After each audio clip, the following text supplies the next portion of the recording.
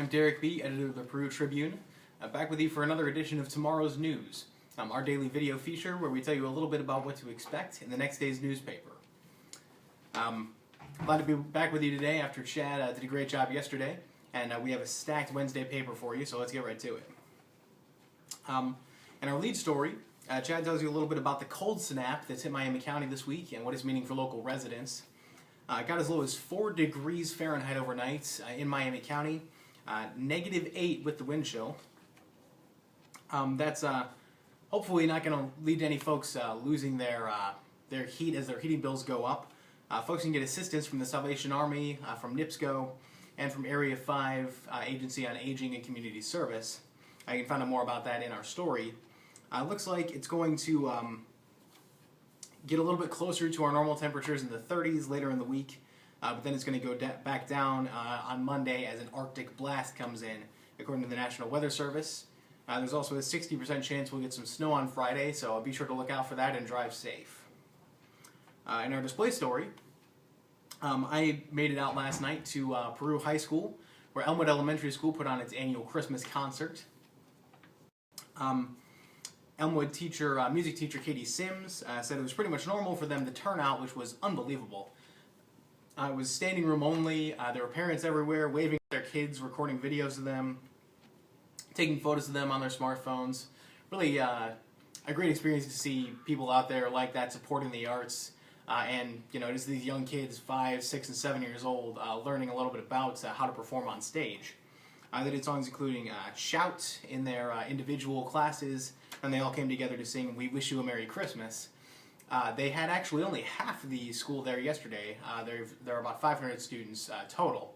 The other half will be performing tonight at 7 p.m., and we hope you guys are able to make it out there and see some of the work that they're putting in at Peru Community Schools on the lower levels in music, as Sims told me today.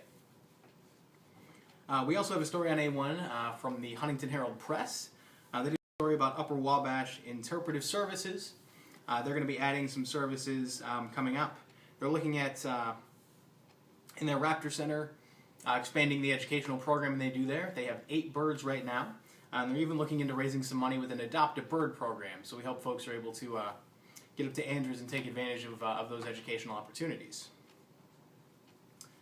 Finally, among the things that are in for A1 right now, Eric did a profile of Christopher Marks, who is the Miami County Emergency Management Agency Director.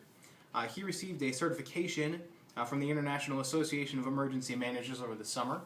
So it's great to see him in after 4 years as Emergency Management Director and another 9 years working there full-time, still improving.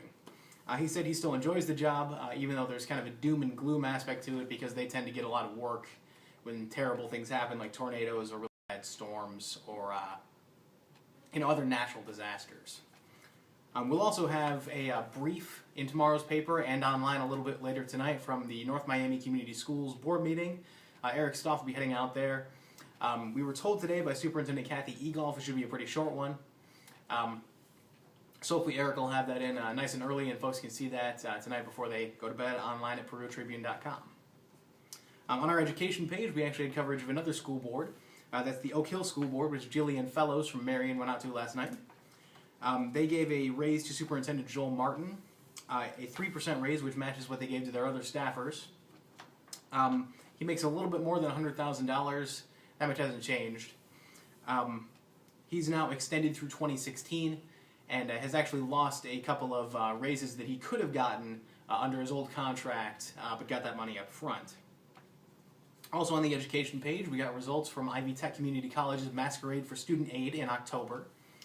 They were able to raise over $12,000, both from that event and from a $10,000 donation from Rita Jackson, who is a former staff member for Ivy Tech, and she's going to start a scholarship fund there. It's going to go for all Kokomo Region Kokomo Region students, and it will especially go for the Peru instructional site if they're good candidates. So, really exciting to see her reaching out to the community. Finally, on the sports page, we had a staff report from Mechaniqua Oak Hill Swimming. The Golden Eagles swept the Braves. Their boys team went to 3-0 with a 101-84 victory, and the girls are now 5-1 after a 104-82 victory. The Braves will be back in the pool at 5:30 on Thursday against Northwestern. Nick also had a preview for us of the Peru North Miami girls basketball game, 7:30 Wednesday night at Tiger Arena. Peru is 1-6 and North Miami is 2-5 heading into that matchup. Both of them have pretty lopsided wins over 0-6 Mechaniqua, so this will give them bragging rights for who is really the best girls basketball team in Miami County. North Miami last won this matchup in 07-08 when they actually were really good and went to the regional round against Fort Wayne Lures where they lost. Peru head coach David Weeks said they're going to try to dial up their defense to contain the Warriors and move to 2-6 as well. As always, you can find all of those stories in tomorrow's print Peru Tribune. You can find them tonight at perutribune.com. You can find them on Facebook and Twitter. You can find me and our reporters on Twitter. Until tomorrow, that's tomorrow's news. I'm Derek B. Have a great Wednesday.